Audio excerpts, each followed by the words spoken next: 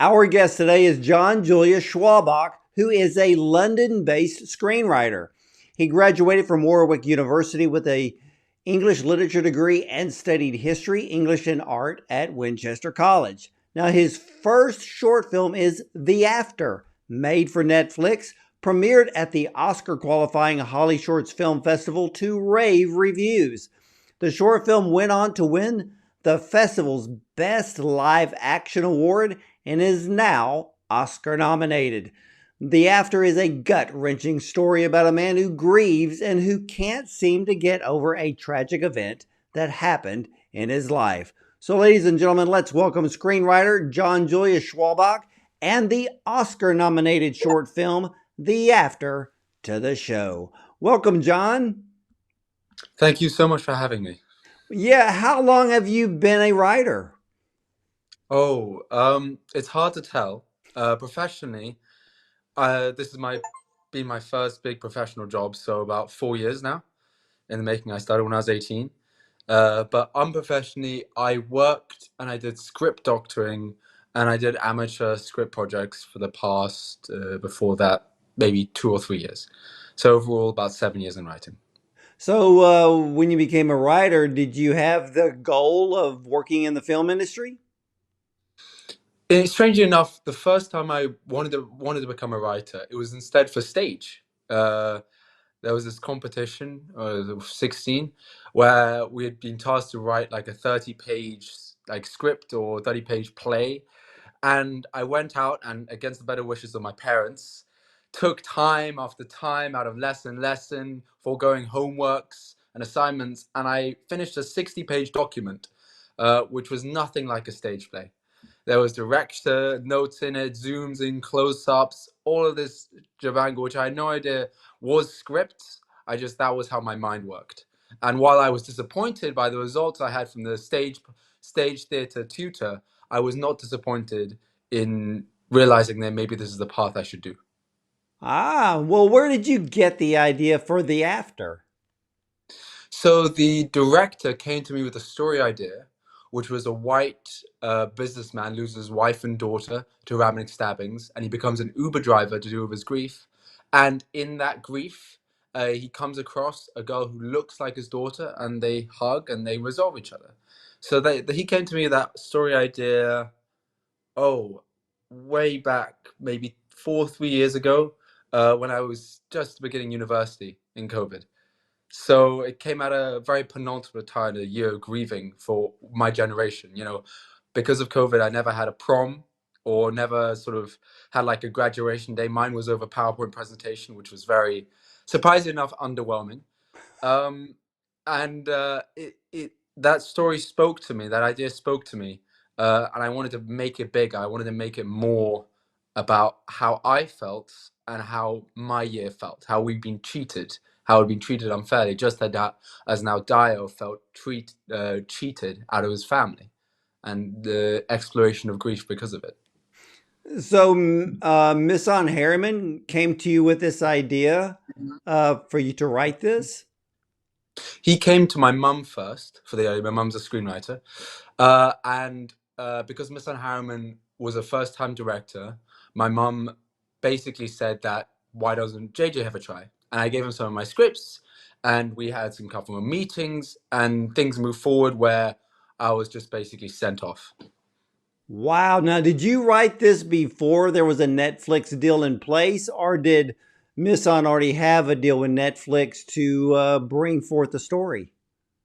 So initially, what I knew was that Neon Films were on board through Nicky Bentham, and Netflix was in sort of talk. But the only time I knew Netflix was fully on board was after they read my treatment. Wow. What did that what did that actually feel like to have Netflix interested in your script? It was um, it was very surreal. I remember the moment. Um, I was at a house party. I'd sent the treatment in, and I was at a house party, and I get this call from my mum, thinking, okay, great, new step. I had to step outside, and it was just a very simple, like, Netflix is in, they like the treatment, we're moving to like contract work. And I'm like, my God, it felt so visceral and surreal and exciting, and also scary. This is the first time, like, I still have imposter syndrome now, but even at that stage I was like, oh, am I really do I really deserve this? But I have to continue moving. Well, I was thinking, why was Netflix interested in producing a short film? I think they did a short film. I can't quite remember the name before, which was about a black man who had a Groundhog Day experience, and that went to good acclaim before. I also feel like at that point, I didn't know that Netflix was doing Wonderful Life of Henry Sugar and the other Wes Anderson shorts, and Disney was doing The Good Shepherd, and Gervais were doing other shorts. I didn't know it was such a big thing that year, so that's probably why. Yeah, I think it's this year, or it might have been last year, where a lot of the studios have been allowed to submit short Mm. films, which is why now when we look at the five nominees for an Oscar this year, I believe three, no, no, two out of the five are studio films, both of them Netflix, and the Hmm. other three are independents. Mm. So, how did you come to work with Nikki Bentham at Neon Films? I've had the pleasure of interviewing her about The After, because a lot of her story has to do with of basically finding Misson Harriman, who is a world renowned photographer, and now this is the first film he's directed. Now it's Oscar nominated. I was very lucky that I came to a point where both Nissan and Nikki were on board. Um, and I'm sure Nikki told you this, but the first meeting I had with them was when Nikki was there, and we were talking. Nissan was basically pitching this idea and talking about sort of the story idea and where things are going. And to me, like, that was the first sign that I knew that there was something good about this team, because it was, in a sense, that I felt like not a final piece of the puzzle, but I felt we instantly connected there. Well, all right. You said that Misson had this idea, and Hmm. that it was a white businessman. When did it Hmm. change to a black family? So initially, I had started writing in the character of Donald, but then I thought that, especially the climate, and especially what they're looking at, it would make more sense that it would be a Nigerian man, because Miss Anne and I are Nigerian as well, so it's talking from experience. So I thought of Nigerian man, and we came up with suggestions. We landed on Dio, and then we rolled with it. Well, it worked very, very well. Now, from your point of view of writing the script for this, and then Misson is directing this whole film, Mhm. what what did you think of the finished product at the end? I think it's amazing.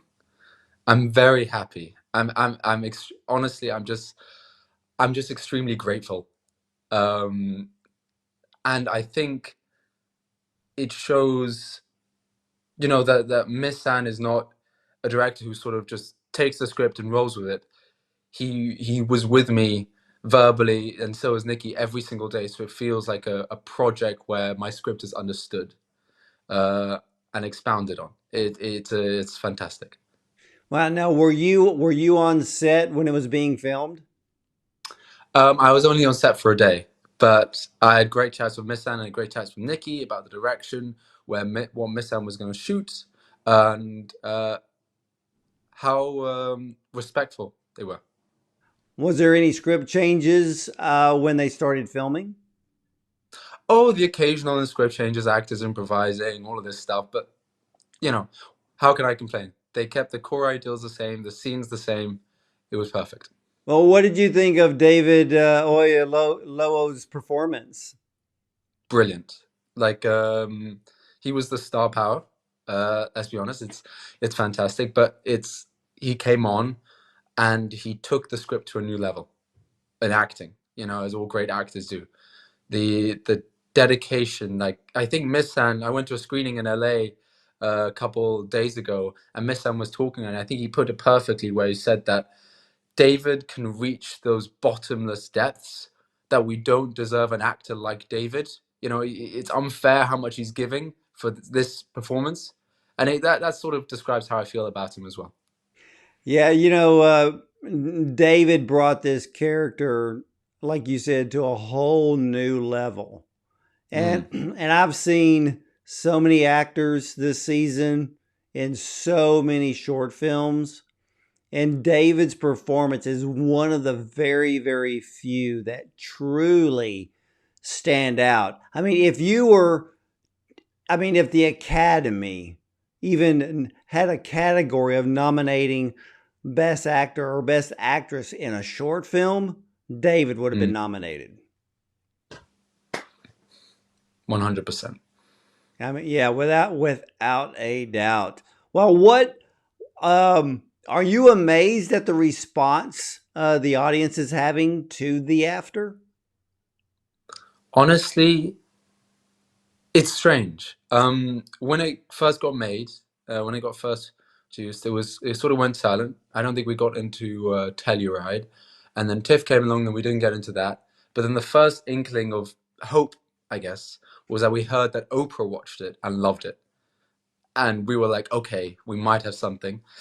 Then we did some small screenings at the Soho House, and a lot of people were talking about how impactful the story and the narrative was. And a lot of people, I remember people coming up to me and saying how their one of their loved ones died in the car crash and how this was realistic. Even people talking about men's health and how difficult, how realistic it is that people fall through the cracks. And to me, that felt that we were connecting with people at a deeper level, and that was like a really good sign. And then HollyShorts came around, and that sort of blew my mind when it won and coming back to pick up the award. And it really, like, looking at all the other shorts in the category, I was amazed at the bar and how the after pushed through. It was fantastic. Yeah, HollyShorts is a very, very big deal. I can't wait to see what films are going to be coming out of that this year. So I'm expecting even bigger films to be birthed from Holly and the rest of the film festivals across the country, well, across the globe, actually. But I want to ask you about the way that you wrote this story. When Hmm. it came to the scene where the the attacker comes Mm. in. Um, what was your mindset in writing that scene? My mindset was in Dio. I wanted to, and in a cynical way, I wanted to suck as much emotion out of the audience. So, for example, how we introduced to Amy and Jessica, that Jessica's a photographer, and Amy loves ballet, giving these people these lives just to take them away. I had this in mindset. Interesting enough, the bicyclist, which rides past, which promotes Dyer to, think about, actually, he should go to this ballet, is actually the masked killer in the script. I figured that out. I actually had to Mm. rewind it a few Hmm. times and really slow that down because the scene where the bicyclist passes in front of them is very quick, but you see the look on Deo's face. Because his first thought was, I needed to grab and protect my daughter. So Hmm. he knew that he was right there in her presence to protect her. Mm. And then he has, like you said, he has the look on his face. He has this thought. And The then choice. the next scene changes so fast, but the way you wrote it, you literally took everything from Deo's life. That Mm. that the thing that really mattered, because he's a businessman, he's on the phone talking business, and like I was telling Nikki and Miss On, we're all guilty of taking for granted those that are close to us, we Hmm. become preoccupied because we don't think, we They're don't gonna go. actually think, we don't think we're going to lose them. But Hmm. then you create this scene and you literally rip that part of his life as if it was a page in a book. You rip it out and you basically set it on fire and throw it away. And he has nothing. And the thing that truly matters to him is gone in a flash. Mm. So it The made the scene very powerful. But I also wondered too, because and because of attacks that we've seen in the Mhm. UK, and a lot of the attacks in the UK have been knife oriented. Is that why you made this assailant use a knife? It was always going to be used in knife because it was not only based on Mr. Hammond's idea, but the context behind it was about the Westminster London Bridge attacks, where they used a knife to attack these people.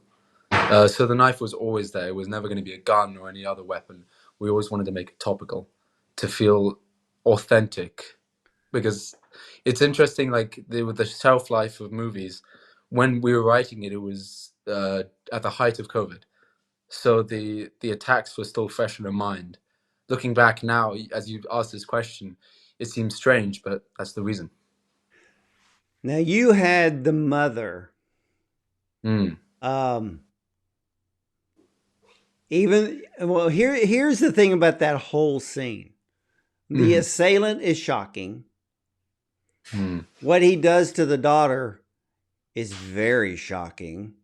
Mm. Then you continue to ride that traumatic experience to the mother, and then what she does next. Um, and I talked to Miss An about this. Not that it was unthinkable, but it's the gut reaction. It should be the gut reaction of any parent. And she did that. Mm. It's it's when I was writing it initially, in the idea that the mother was supposed to be pregnant in the scene, and I thought that would be too much. I was talking about he thought it would be too much. That wouldn't make sense because then you would villainize the mother in the same way.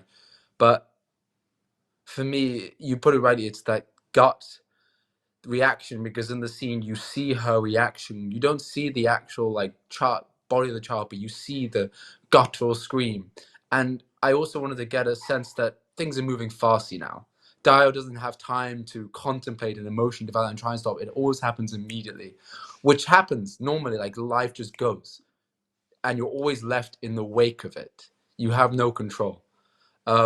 So for me, that like moment, it's not only a moment of grief and gut pain, but of clarity of how she feels and what she has to do.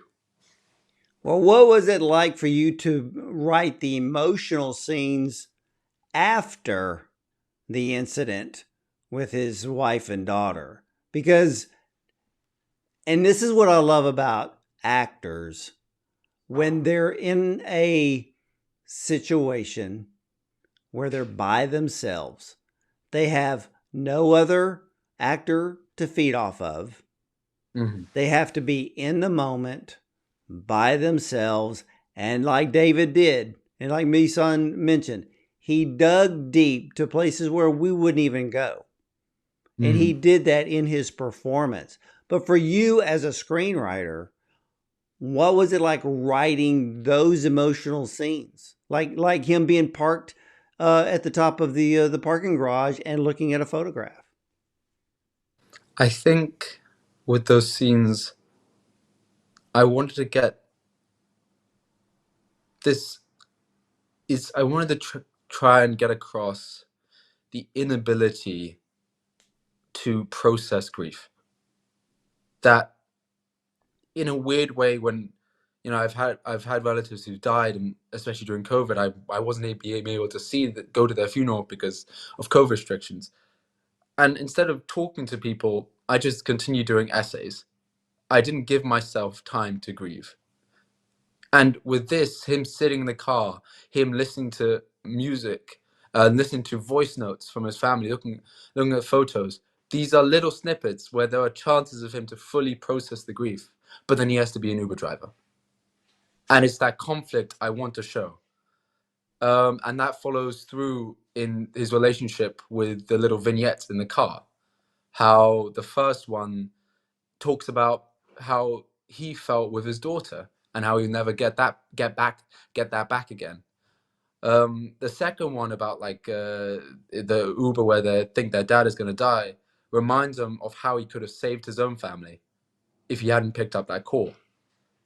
And the third one about the old parents is that he's always going to suffer this grief and deal with it and always like remember his family. There's no cathartic forgiveness. You're not going to just stop feeling the pain. And those all tying together build up to the big moment where he finally sees the little girl who's exactly like him, silent, sitting in the back of Uber, who finally notices him for the first time, instead of him just noticing the rest of the family, and her reaching out and pulling him out from the cage he's made in the Uber car for allowing him to fully process his grief.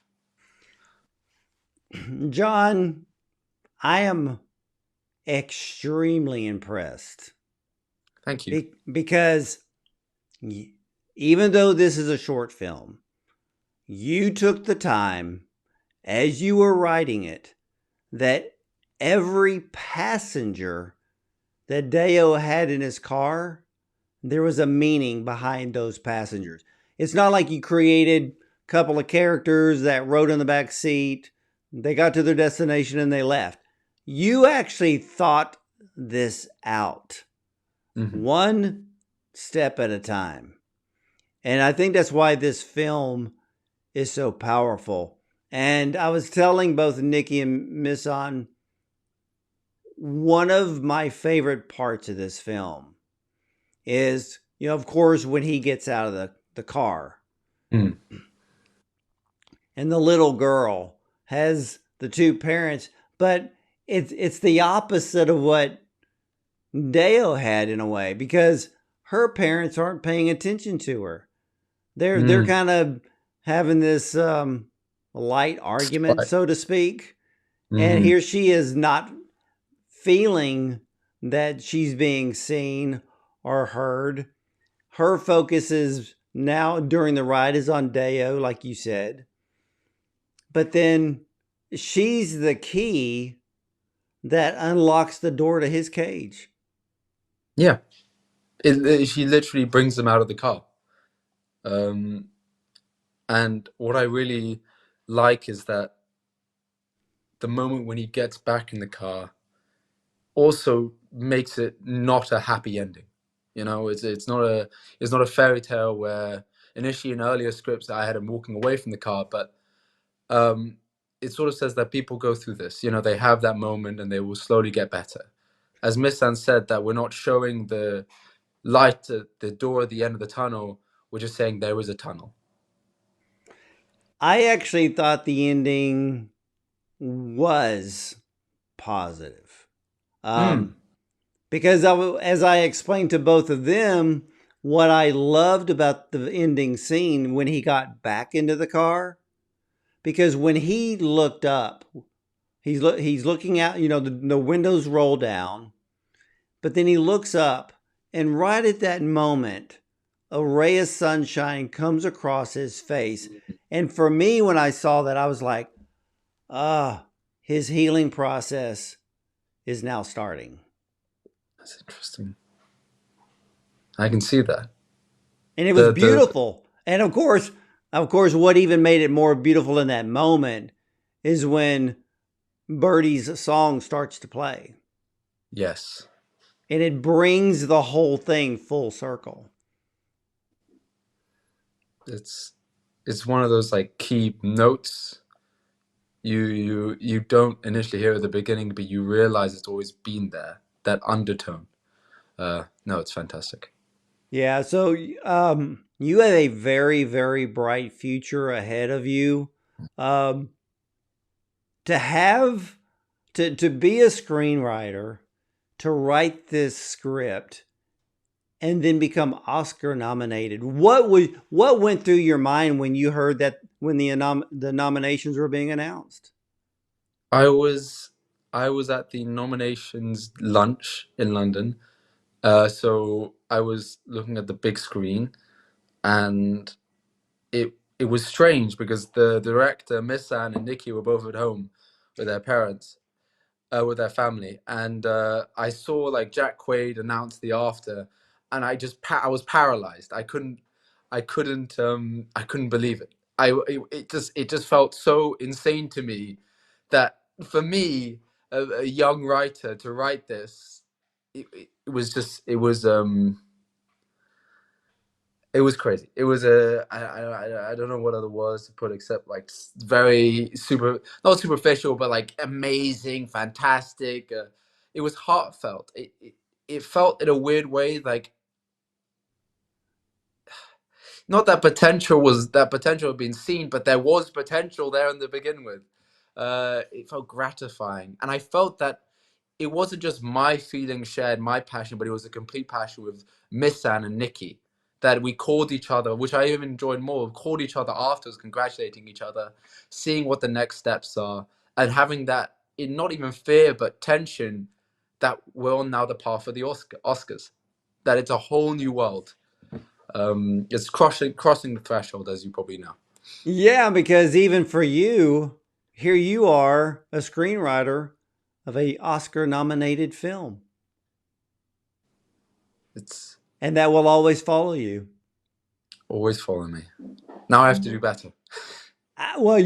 Hey, I know that the bar may seem high, Mm. but that's okay. It's like when I tell people, go after your dreams, and they go, "Well, I don't know how." I said it's like this: just jump in the deep end, because then you're going to learn how to swim. Yeah, So just go best way. do it. And you've Mm. done that. And I was talking with a 7-time Oscar nominated producer who has won twice. And Ah.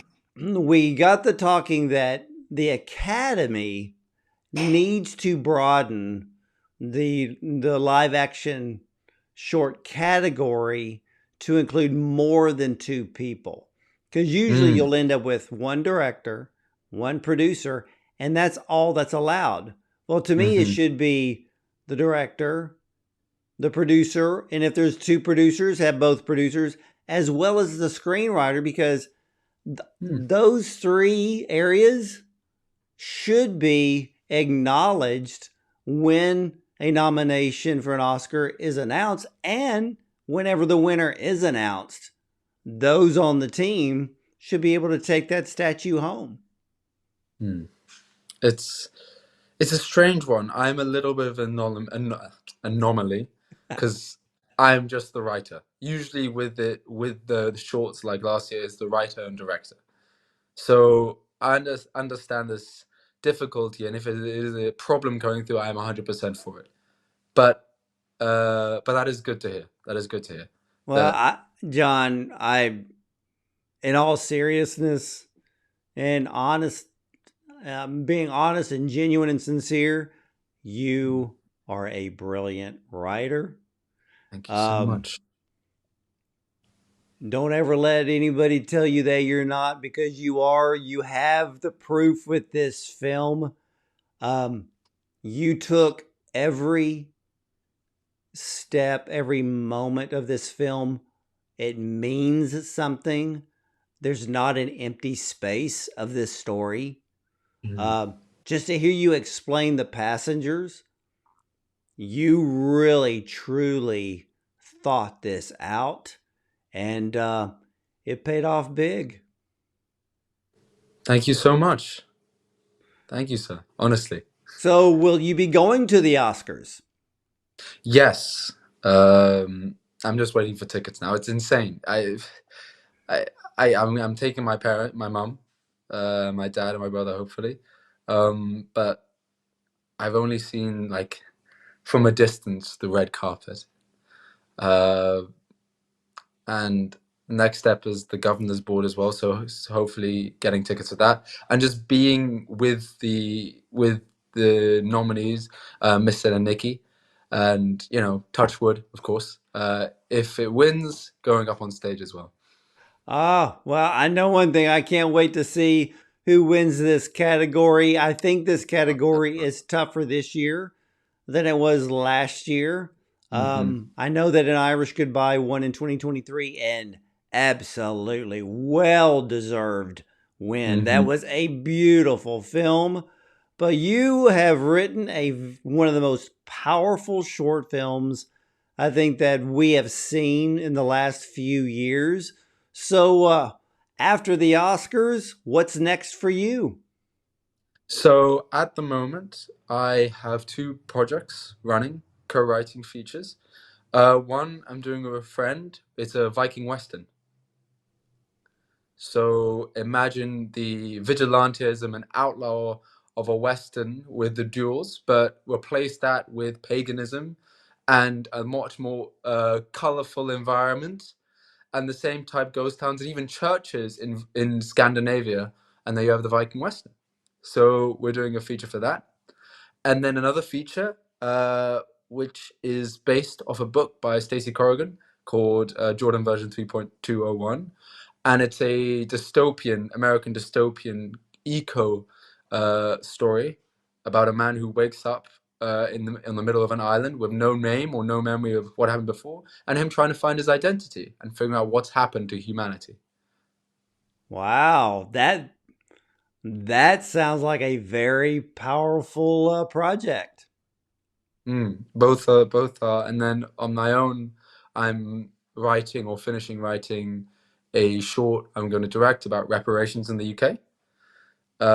And then another one about a doppelganger and the main character and how they swap lives. Oh no, that would be cool. But I am interested in the Viking Western. Yeah, I can't wait to see these films that you're writing. And John, many blessings to you in your career and much success thank you at the so much. Oscars and beyond. Thank you very much. Thank you so much for this interview.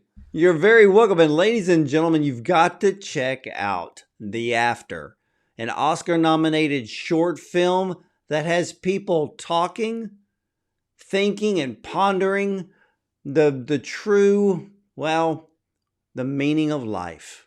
And everyone needs to see this film. So when you have the opportunity, I believe the film is available on Netflix Yes. now. So look up The After and be prepared.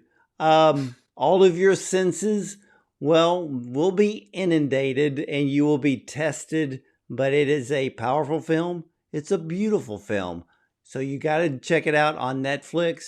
And ladies and gentlemen, well, for all of you, you can catch all of the replays of our interviews with top film directors and producers and screenwriters just like John, as well as actors and more on our website at bondoncinema.com. We're also available on YouTube and a dozen audio platforms as well. So I want to thank you for watching and listening. And as for me, hey, I'll see you at the movies.